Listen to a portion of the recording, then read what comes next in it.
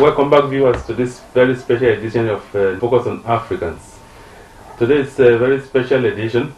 This month marks the 20 years since South Africa embarked on its transition to independence. This year is also the 20th anniversary of the release of Nelson Mandela. We've managed to track down one of the critical figures of the anti-apartheid movement. It's one of the leading activists, not only theoretically but also very much involved in the military struggle. He's a Dutch guy. We know a lot about Dutch people who are for the apartheid regime. There are many Dutch people who also were actively involved in the liberation struggle. And today we are going to talk to one of them. His name is Klaas de Jonge. Please help me welcome Klaas de Jonge to Focus on Africans. Klaas. See you. Yeah. Please, for the benefit of our viewers, can you tell us something about yourself? Who is Klaas de Jonge? Well, I'm 72 years old now, and I live in Amsterdam, and I studied social sciences, especially demography and anthropology and sociology, and I was meant to go to Asia. But then I did some study in Paris. Okay, but can we start with your youth, your upbringing? Where were you born, and what do you remember from your youth? I was born before the Second World War in 1937 in the north of the country, Groningen. And my biological father, he was, before they had been in Indonesia with my mother. Okay. I have an older brother and sister who were born there. And he was a planter, an assistant planter, and working in the tea. A bit of a colonial family, at least from the side of my father. So your dad was a colonialist? I think he was not even a colonialist, he was also racist. Oh, so your father was my biological father, yeah, he was a racist. He was good in the sense that he fought the Germans during the Second World War. He was in the resistance. But afterwards he went to Indonesia because he thought they were not yet ready for independence. So there he was a high police officer. So I don't think it was a nice role. And he got a plantation there? No, the plantation was before, in the 30s. So, and then he went to Australia. But when my parents, they divorced, so I don't know very much about him, and I had much more contacts with my stepfather. How old were you then? When they divorced my parents when I was 5 years old, but they were not living together already, so I know my stepfather better. And I saw him from time to time, but I lost contact afterwards. And I know, and my older brother married a Chinese woman. I said, no, you don't marry Chinese women, they are all communists. So your father was telling them? Yeah, my father was telling them. So I don't think politically we wouldn't have been very close. Compatible, no. Where did you grow up? I grew up in, it was during the war, in Deventer, that's in the east of the country, in a small village, because we lived near the station, railway station, and became strategic point. And for so the German troops, so they had to leave, and we went to live with my grandparents, the parents of my mother. And there I stayed till the end of the war. My grandmother was killed by the Germans, and when they came, she was looking, people were fighting when they entered, the Canadians, and Germans killed her. And so then after the war we went again to Deventer and then to Haarlem in the west of the country near Amsterdam. And that's where I did my high school and so, and afterwards I left for I did the civil service, army, and then... so you were in the military? Yeah, I hated it. You hated it, but it was compulsory then? It was compulsory. What did you serve? I served it in several places, but with the air artillery. Okay. And I didn't like it. Later on, when I worked for the ANC and was working with some competencies, I thought, perhaps it could have been useful if I had done something. So from your high school, you went to university. Why did you go to university? After the, I went first in the army because, and then I went to university here in Amsterdam. There are two universities here. Which of them? The University of Amsterdam. Okay. Yeah. So and it was at the 7th department faculty, and it was a quite progressive, not communist, but quite progressive for the time at least. Okay. Yeah. So I did sociology and anthropology and demography, and one of the professors was Wertheim. It was very known pro-China sociologist, and so we were in the 60s. Were a very nice period too. Yeah. Very hopeful. Idealistic. Yeah, idealistic. Africa was already coming. The independence struggle were coming up. Yeah. There were a lot of things to struggle for. Yeah, but also it was a time of Che Guevara and of Cuba, and a lot of these kind of things. So for you it was a very exciting period. It was for everybody, and I cooperated in the 60s with a radical journal, the Groene Amsterdammer, perhaps you know. The Green Amsterdam. Yeah, I wrote about Africa without having been there, but following the news, and so there was a time of Biafra. It was South Africa, what was happening there. After Sharpeville then, but there were a lot of things. Sharpeville, 76, and 70. Now, I think Sharpeville was in 62, I think. And then, in Soweto, it was in. So you were writing for the Green Amsterdam. Yeah, about Africa. Okay. And then, but I planned to go to do research in Indonesia first, but then the relationships between Indonesia and Holland were very bad, so we changed to India. I started learning a language also, Gujarat, and reading everything about India. And then I went for specialization to Paris. And then I met Africans. And so then I thought, after your university education, you went to India? No, I never went to India. You were doing the studies there? I planned to go there, but during my studies, so it was already planned before I finished my studies. Okay. And then I went to Paris for a specialization in demography. Okay. And then I met a lot of Africans. And then I thought, I'm not going to India. This is it. This is it. So the way socially, the music, the way men and women behave, the warmth. I liked it. Was that your first exposure to black people? Yeah, because at the time there were not many black people around. I knew some from Suriname, but I liked it. There I met a lot of students, especially from the French countries like Senegal and Niger and Guinea. Okay. But can you think that why that was? Because many white people, the first time they come in contact with black people, they're a bit. They pull a bit back. What influenced you to go? Well, I think that I had an education, at least from the side of my mother and my stepfather, who was absolutely not racist. They were very broad-minded, though. Not broad-minded, but they had nothing in terms of, so because somebody is black, you have to be careful because his chance was my brother when he wanted to marry China. My mother and my stepfather said, okay, it's nice, no problem. It's the same black friends I had later. No. So I think in that sense they were progressive and very. They looked at the person. If they like him, it's okay. If they're black or white, if they don't like him, well. And they were open to. They were open. Okay. So I had this education and then I knew already something about African art. Yeah, you were talking about African art. Yeah, so my stepfather was art teacher. Okay. And he had a huge collection of cuttings and so, and also from Picasso and clay, and also what they called at the time primitive art. And I was very much interested in the primitive art, art general. Also art in general, especially Picasso, clay, all these kind of things. But also when I primitive art there was not much. But when I went to Paris, I saw all this museums, and I found African art beautiful. And like you said, it never left me. And I think it is. Yeah, I must say you have a very beautiful collection. Yeah. Okay.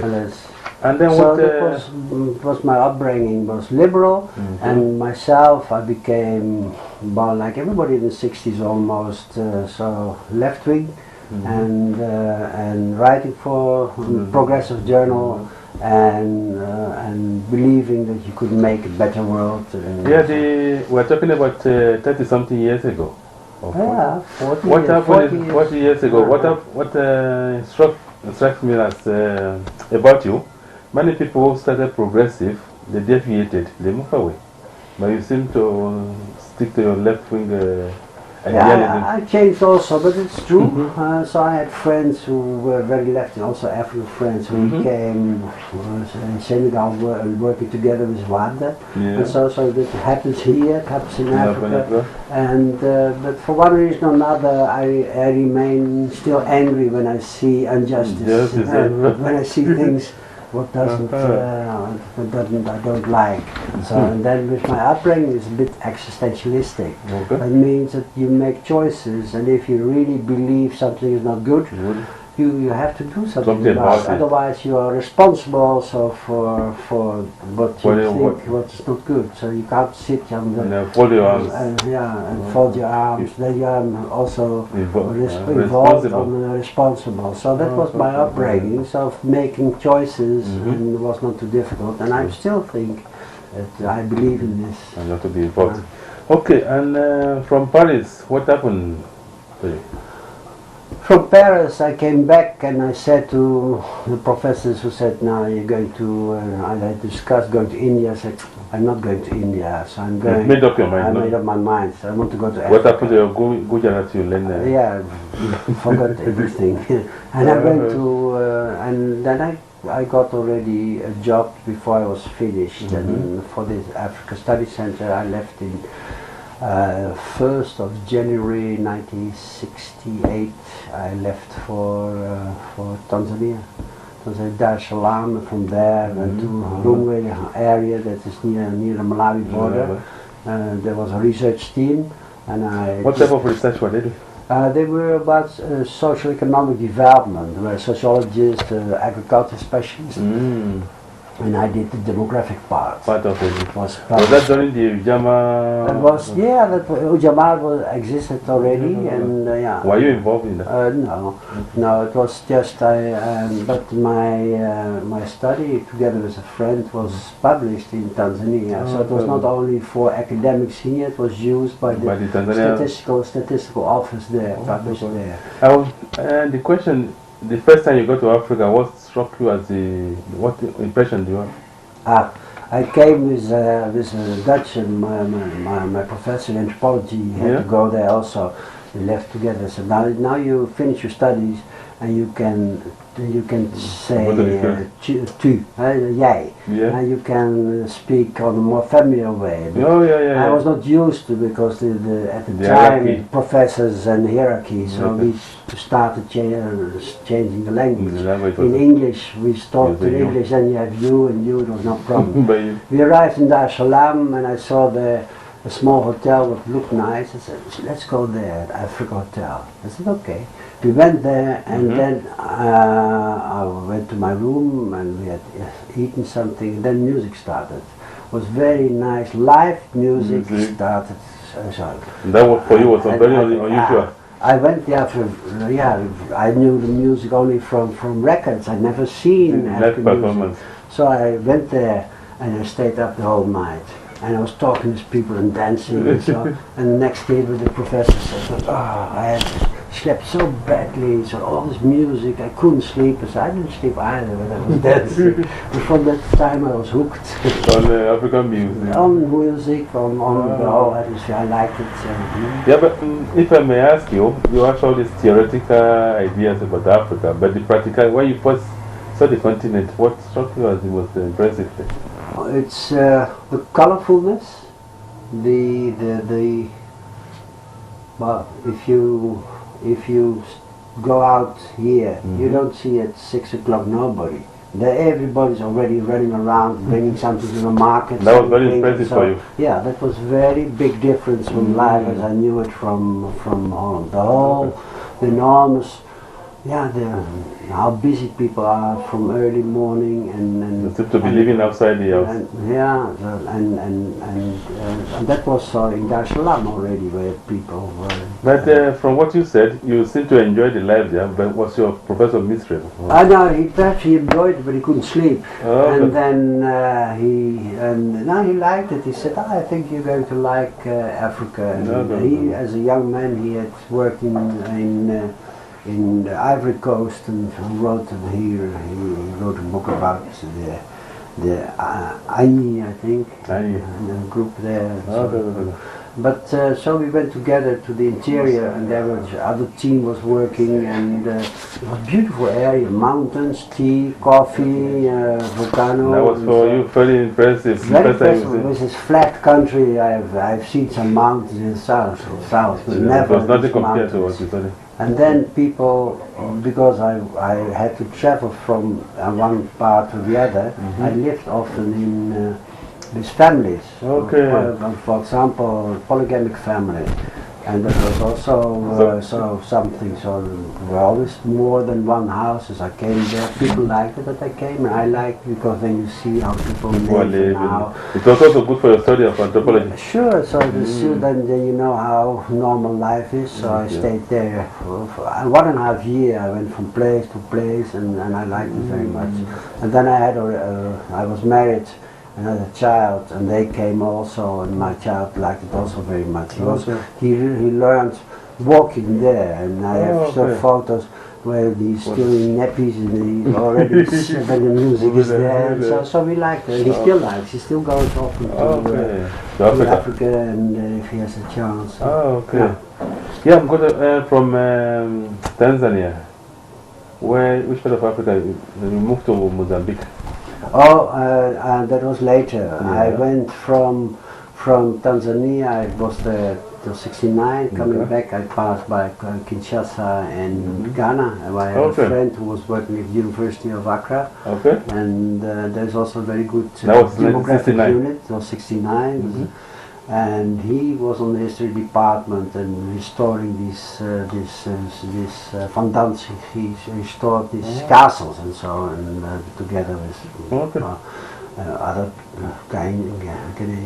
people from Ghana. And then there was a very good demographic unit, so I went there. And then I went to Dakar, and then I went home. How long were you in Accra? I was only a fortnight then, and later on again fortnight. I once also a fortnight for a conference, also demographic conference with a lot of Africans. Did you still have contact with your foreigner colleagues? No, not anymore, because I changed from demography more to political things, and especially in Southern Africa, and then last year's was more Rwanda. Now we're going to go into that. Senegal. Viewers, thanks for watching Focus on Africans. We'll take this short break. When we come back, we'll continue with our interesting discussion with Klaas de Jonge.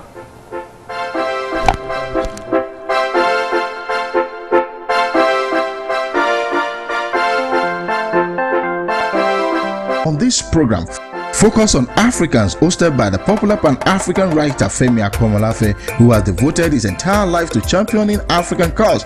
We highlight this problem and try to look for solution. Focus on Africans is a program to watch, to meet with those with passion to build a better African for ourselves and the coming generations. Focus on Africans. Together, we can build a better Africa. Let's go to what makes you very well known, the struggle against apartheid. How did you get involved? But like most people who are not racist, apartheid regime is per definition terrible, because the racism was part of the constitution.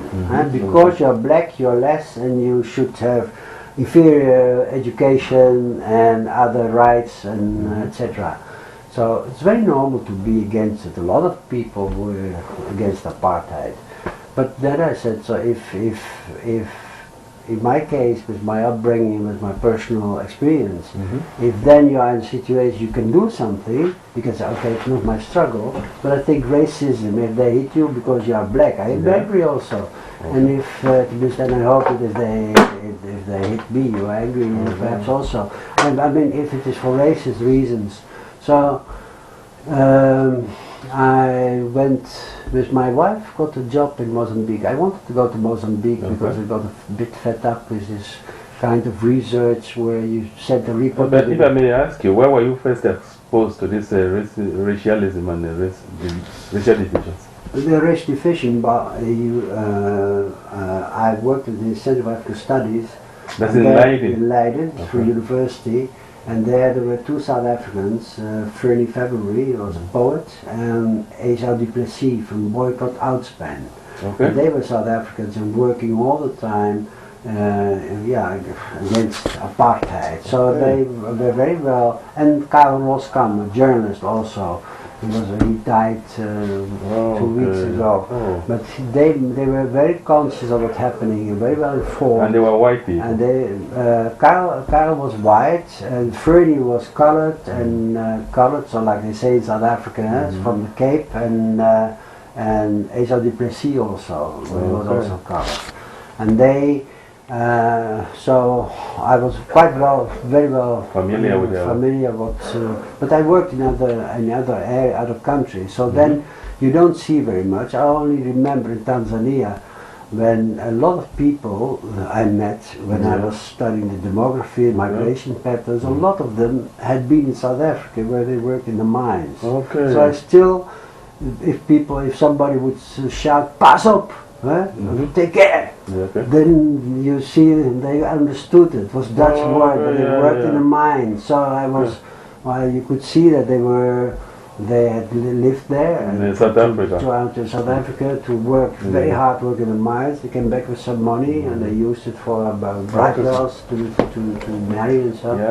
So that's how I. But then when I was with my wife, I went to Mozambique. But she got before me. She got a job. So I think, okay, I go with you.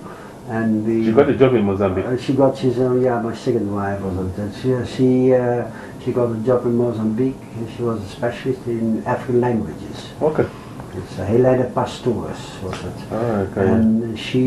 And I went there, and this is my oldest son, the youngest stayed with his mother, and she had also 4 kids, and we were there, and in Mozambique, I got to know Joe Slovo and Tambo and first. For the benefit of our viewers, Joe Slovo was the chief of the military wing of the ANC. Yeah, he was at the time, he was the head of counter-racism. He was a white, but the ANC was not racist. Everybody who was against the regime was accepted. Different from the PAC.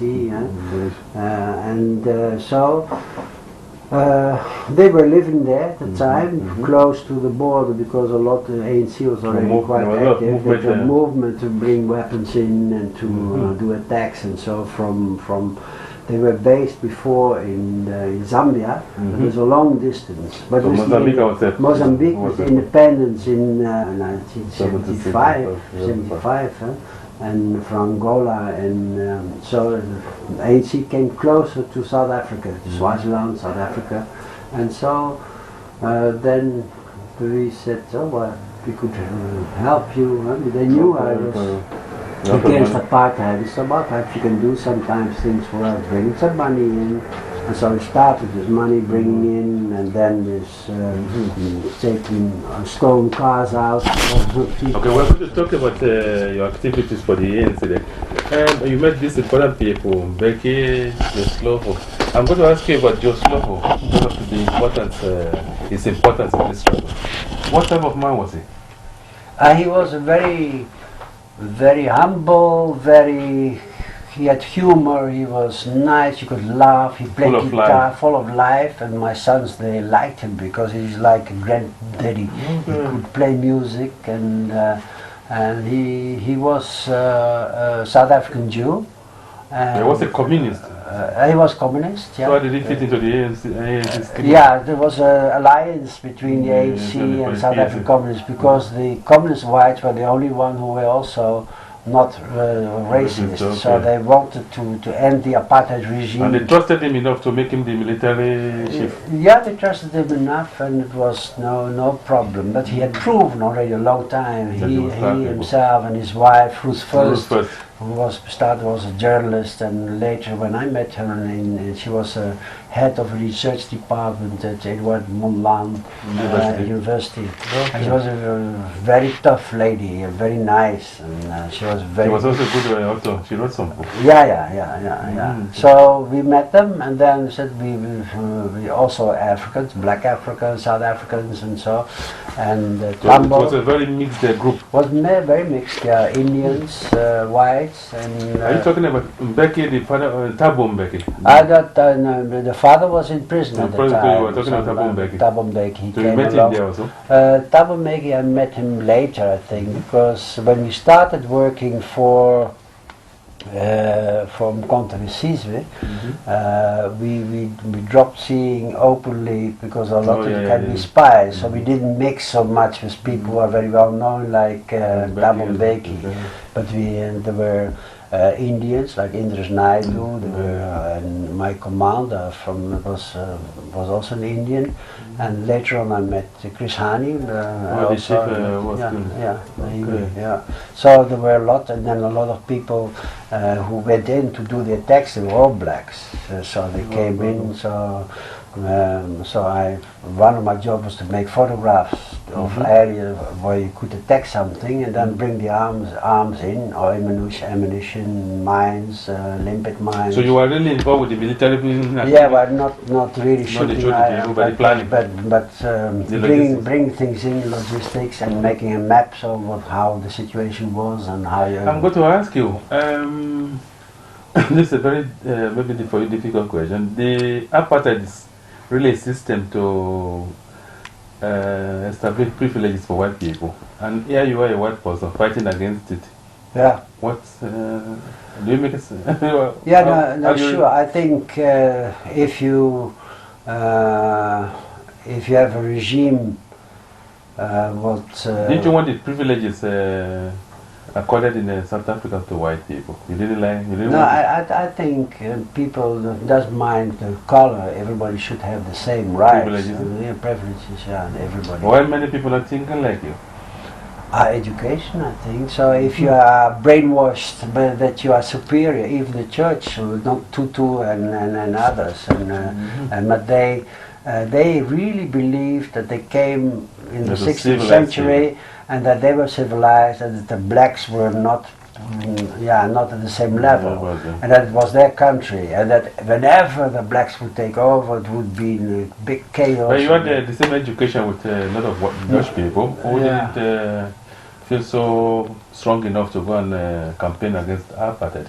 No, what made yours? I'm not sure. I think that, like I said, I liked Africa, the culture. I met a lot of Africans. I had African friends. I read about it. I lived there in Tanzania, Senegal, Mozambique, and I just hated the regime. What was because they are white, they have to be, and then they are very conservative. They're politically right wingers. Also very moderate. So it is, and then if I really are against something, I think also you should do something if possible. So for how long were you involved with the military? I was in where they test you before you do small things, and then it's going well, and so on. And then we worked together with my wife then, but we divorced. With your wife? Yeah. Was that not too risky? But we were both committed, and she was married. She had her first husband. He could take care if necessary, and I had my former wife was in Holland, so we thought you can always find reasons not to do something. Okay. So, but we had a possibility to do something. So for many years were you?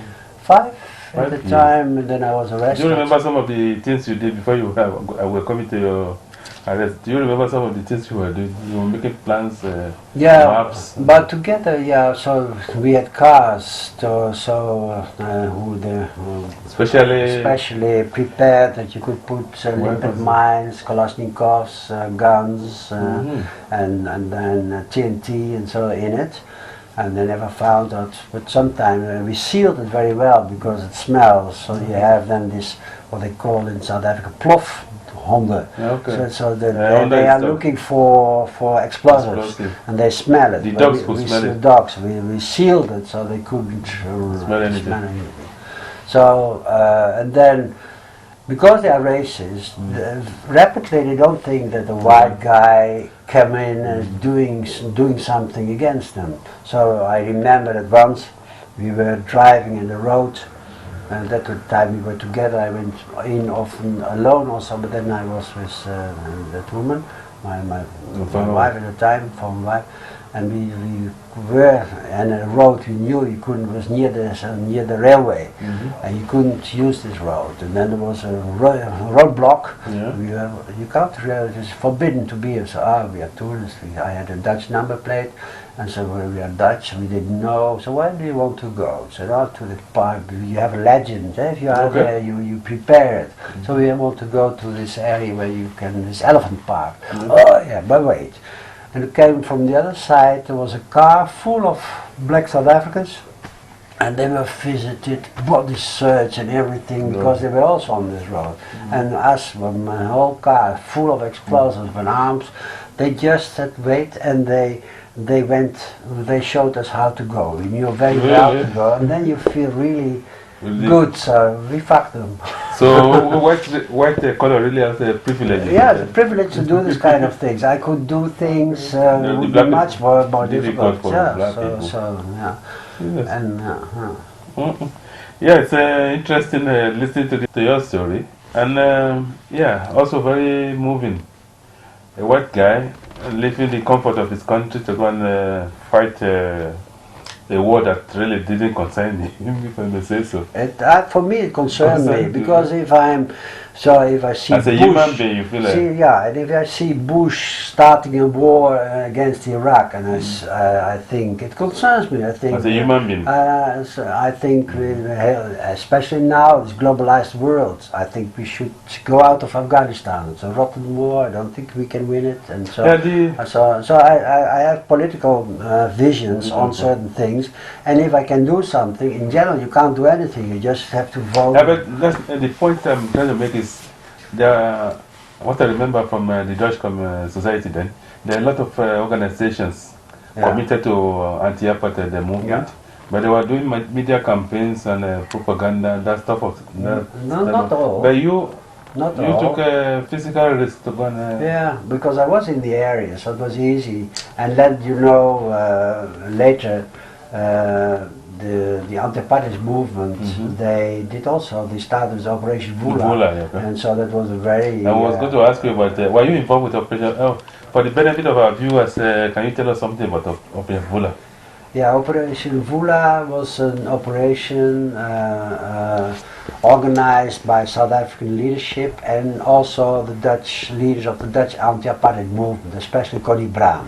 The lady. The lady, she's a very impressive lady, and they asked her if they could find a way to bring back the leaders to South Africa. They were known, so they had all been in prison. You're talking about the ANC leadership in exile? In exile, so like Raj and others.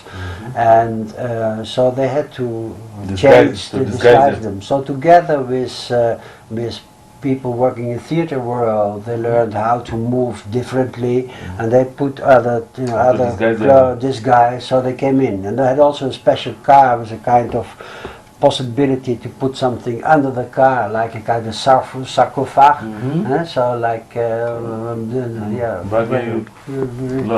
you could, how do you call it? like the mummies. Oh, the mummy So workers, yeah. you had something under it, so Yeah. they could transport, smuggled them in, bring the okay. guy in. So in place of guns, you were smuggling people in. Yeah, I didn't, but but I was already That was arrested. Operation Fula. But there was Operation Fula. They brought people in one way or the other, or they jumped the fence, or they went with such a car, and then there were safe houses where they could stay. And some often that were foreigners and quite a lot of Dutch people who were trained to be in charge of such a house. They had a job, but at the same time they knew how to hide arms and how to communicate if necessary, and how to deal with the police when they come to it. Yeah, these kind of things. But were you involved with Operation Fula? And I was not. I did. But you knew about it. I knew about it. I came out and I worked a bit with training some people in how now more, because these Dutch went there, they had to be the safe housekeepers. So how you can know that you are followed? So train people in these kind of things, and how to handle explosives so you don't blow up. So these kind of things. So yeah, that's so you were among the explosive experts of the ANC. Yeah, no, but that was everybody. It was also war training with limpet mines, with explosives, with yeah. Well, we take this short break, and when we come back, we continue with Klaas de Jonge.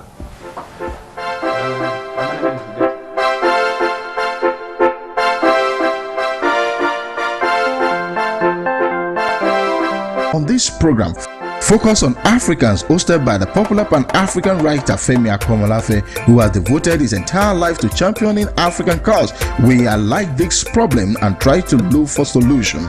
Focus on Africans is a program to watch, to meet with those with passion to build a better African for ourselves and the coming generations. Focus on Africans. Together, we can build a better Africa. Welcome back, viewers. We're still talking to Klaas de Jonge. On that fateful day in 1985, you were caught by the apartheid police. What happened? Do you remember? Yeah, I remember very well.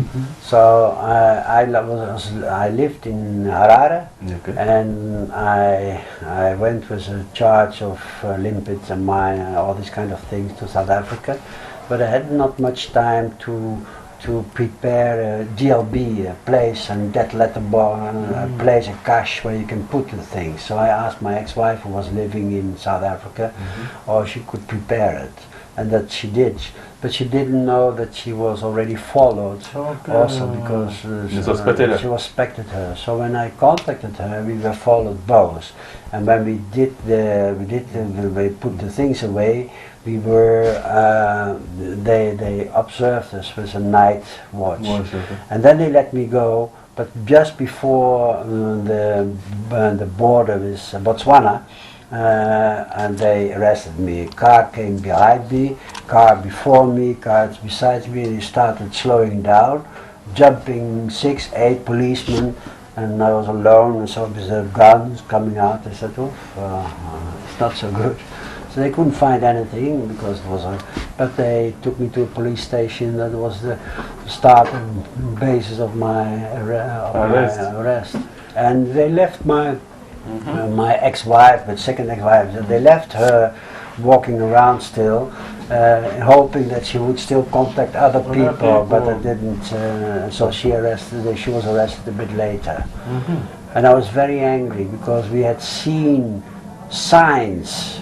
We were trained also to see when you are followed, and we have a way of dealing with this. So you were, but if you can't be too paranoid also. You see, but that's strange. I saw this guy already, and we decided to go on. And so we were arrested. So afterwards, I was very angry with myself. From I was not following your instincts. Not following. But then I was so angry that I said, I get out. So I decided I want to do everything to try to escape. So that's what I did. You escaped from the apartheid regime? Police? Yeah. I was in John Foster Square. Yeah.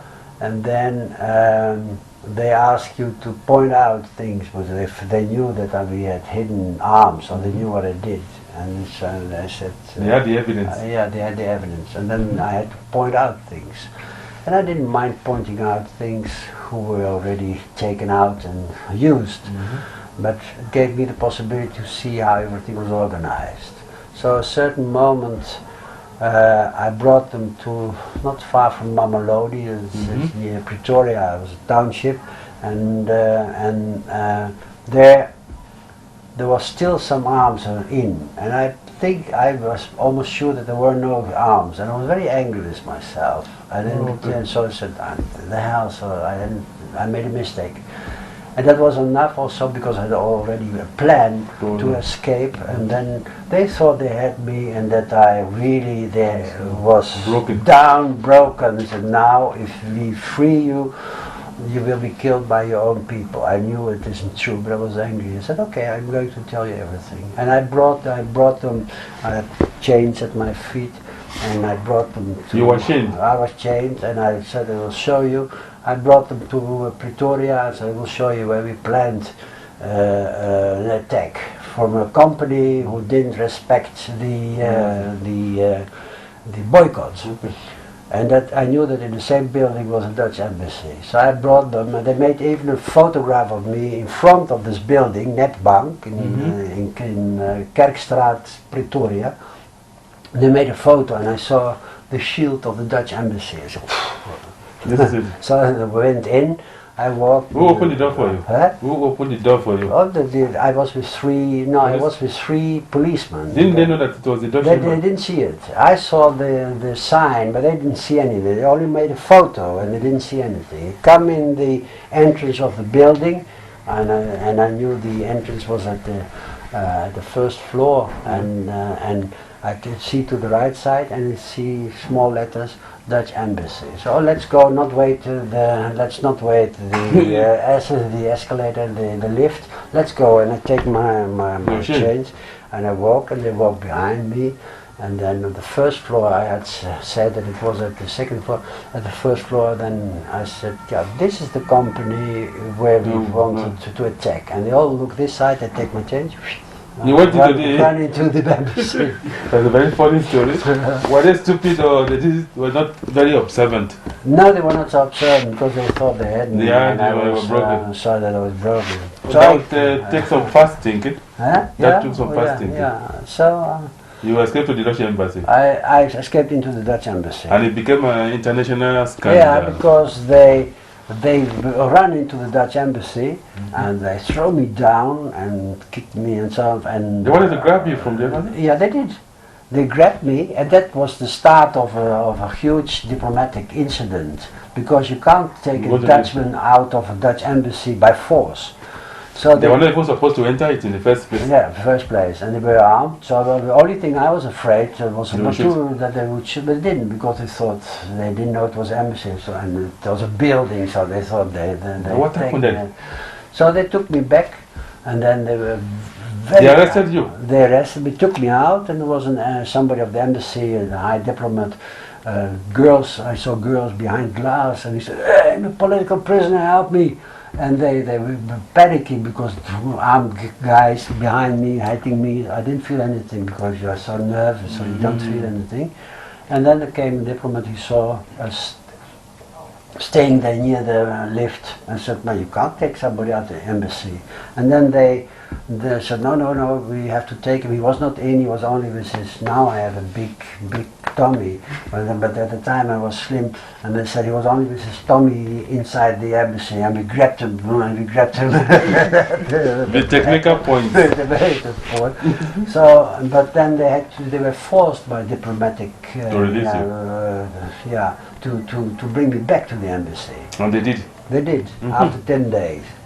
And then during this time they really... So physically they took you from the embassy, they took you away to the station? To the police again. And then it became an international diplomatic row between South Africa and the Netherlands. Yeah, and 10 days later and I never thought that it would really... the fact that the relationship became so bad when I was in the embassy, because I went on, I said, if I don't open my mouth and sometimes play the nuisance, everybody's forgetting me, and I stay here for 5, 10 years, I don't know. So you went back to the embassy. For how long were you there? 26 months. But the embassy left to another. You were occupied with some police guys? Yeah, well, I was alone in a room, big like this, and I had a bed and a table, and there were a lot of policemen, from South African policemen, because they were afraid that I would be liberated or that I would try to get away. So they were spending so much money and effort. Oh yeah, to keep me, yeah, because they make from, I was a small fish, but they made a big fish out of me. And they hated that, they were ridiculous. Huh? So sometimes I had this music, loud music in the weekend, so free Nelson Mandela, and were you trying to provoke them? Huh? You were trying to provoke them? Yeah, I provoked them, but the Dutch embassy didn't like it either, so every time they were punishing me, so, oh, you can't do that, you have to be quiet, everything, silent diplomacy, we get you out. And so, so the relationship was sour. Even years and years afterwards, my relationship also with the Dutch embassy was, with the Dutch diplomats was not too good. I was going to ask you, what were your days like at the embassy? You were playing music, and how did you occupy yourself? I don't know, I thought what I did sport. And so I was, I wanted to keep fit. I was cutting newspapers for the anti-apartheid facts and reports. I was reading a lot. I wrote a diary. And what was the title of the diary? About dagboek from diary from Pretoria. It was a part. And it was published. Was published, but later when I was the moment when I came out, so not during that time. And so I was playing music, and I can show you photographs, and you get an idea of how it was. Okay, we appreciate that. And then you were exchanging a very complicated. You were swapped with some South Africans and Cubans and things like that. No, it was because the Dutch wanted to get rid of me there. It was expensive. They had now 2 embassies, one mine and the other one. Well, so it was a small part of the building, and it costed money. And the relationship with South Africa very bad. Diplomats and don't like South Africa, very bad. And so they wanted to get me out. So they, but they didn't know how, because they cannot give you to the South Africans. No, they can. They would have loved it, but they couldn't. I was arrested under a law, internal security law. It was not accepted by Holland. They signed that they're against this law, where you can take somebody in prison for 1 year, 2 years without lawyer, without trial. So they couldn't. And then they had it was a bit. I had to stay there and to keep quiet. For 26 months. Yeah, and I didn't, because with 75 years that was in 75 years the ANC. That was in 87. I made a poster myself and I put it on the window, for example, to see from everybody in the middle of Pretoria, so to see people. But then I was immediately always punished. But how can you punish somebody who's already arrested? So I didn't mind. Only once. What type of punishment did you get? But once I was a bit fed up because I had a girlfriend in Harare, and she came to visit me, and she could come 2 days to visit me, also to make love, I hope. But she was only allowed then to stay 1 day and not the second. So that was Were you satisfied with the treatment you got from the Dutch? Yeah, in general, yeah, sure, because I was glad that they gave me the opportunity to. But it was also tough on them. It was tough on them, but at the same time they are a bit cowards. They are a bit. But they are diplomats, they're not fighters. Yeah, no. But so that is, and then also the way the diplomats thought about South Africa was also strange. They said, the ambassador said, Meneer de Jonge, you are an intelligent man. How can you think that they ever can rule this country? 5 years before independence. or 6. That was the mentality then. Yeah, so they didn't see what was The going on, possibilities, the yeah. possibility was going on. So That was 5 years before. yeah, no, that was in '87, so that was 7 years before the end, and no clue that that the end was coming. So I mean, yeah. So after your release, what did you do? The same girlfriend who was Harare. from Harare, she was by accident in London and passing by Amsterdam to see my sons. Yeah. We had lived together in Amsterdam, so I ran away with her and we had a nice time. So that was the first thing. And then interviews, and I was starting to work with Cody Brown. Cody Brown, okay, from the anti-apartheid Movement, yes, because they needed because people, I was known, so people came. And it was possible to use what I your experience, my experience to also to mobilize people. I'm going to ask you, did you ever meet Nelson Mandela? Yeah, I did. How do you feel meeting? I was impressed. It was he was, like you said, he was our hero, and we never knew him, and we never heard him. And then I was also angry that I wasn't there in South Africa or Holland when it happened. I was in Brazil. Okay. I gave because I couldn't go to Southern Africa. Is that where you met him? That's where I met him. He was visiting Brazil, and I've met him there because I had friends from the military who were with him, and they said, "Hey, Klaas, they knew me, and so come, I present you to Mandela." But he was very nervous. He was my age, what I'm now, 72 years, and it was in the time that Inkatha and ANC had a lot of problems. Inkatha from the Zulu movement, nationalist movement against ANC, So there was a lot of clashes, so he was very nervous. At the same time, they had to took him all over the country without planning some rest. He was very tired. He was very tired. Okay. But Winnie Mandela was there also, so they were still together. And he said, "Hey, Klaas, you have to come home." So I would like to go. And I'm going to ask you, did the ANC ever officially thank you? Yeah, when I came home, there was somebody of the ANC here to say, "Oh yeah, it's good you see." And I went with later on with Chris Hani in Transkei. He was in Transkei. It was still before independence. And we went around, and he said, "Don't think that all whites are racist. This one is a comrade, and we're working." So he presented me. So you really met the top ANC people? Yeah. So I can't say that I know them, but Chris Hani and the Tambo, and so 20 years later, how do you feel about the situation? Looking back, I still think that it's great that the apartheid is gone. It is not enough gone because you have still the townships and but now at the time I was angry for this racism. Now it's a country like other country, and I follow it, and I have still friends.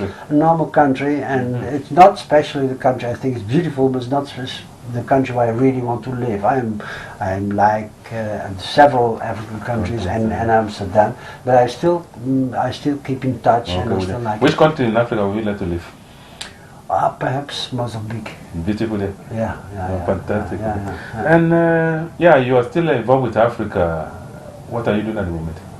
Well, at the moment, I thought I would. I'm retired. I'm 72 now, but I found something in the newspaper that they needed for a guy who knew the Great Lake region to set up a project. Oh, you're helping out. And I wrote for it, and so they. That's in Rwanda. So I had been in Rwanda for 6 years, so I know the region very well, and I know Burundi and Congo, and I'm working now for Impunity Watch. It is Impunity Watch is concerning the genocide in Rwanda? Not really. They work in Guatemala and Serbia. So what's happening after? How people deal with the past, and then what to do. Truth commissions or other things, and how to deal with in the past. Post-conflict area. So and so we thought it would be good to work in Burundi, and that's why I'm going now to work together with local civil society people, Burundians, to do something in this field. Klaas, it has been wonderful talking to you. And I can sit down the whole afternoon talking with you. You are so interesting. I thank you very much for coming on Focus on Africans. Okay, thank you. It's nice. Thanks for sharing your experience with us. Yeah, thank you. And it's always nice to talk about the past. I forget it a bit. I will keep it there. Thank you very much, viewers, for watching this special edition of Focus on Africans. And we've met a very interesting personality who was very directly involved with the anti-apartheid struggle, which today our brothers and sisters in South Africa enjoy. Yeah, the program is Focus on Africans. I wish you all the best. And I've been working with Smaila Suleimana, Saadatu Suleimana, Marianne Oboye, Ramia Komalafe, and Grey Westerfeld have been very wonderful. My name is Femi Akomalafe. Until next week, when I come to you with another edition of Focus on Africans, I say, Ireo.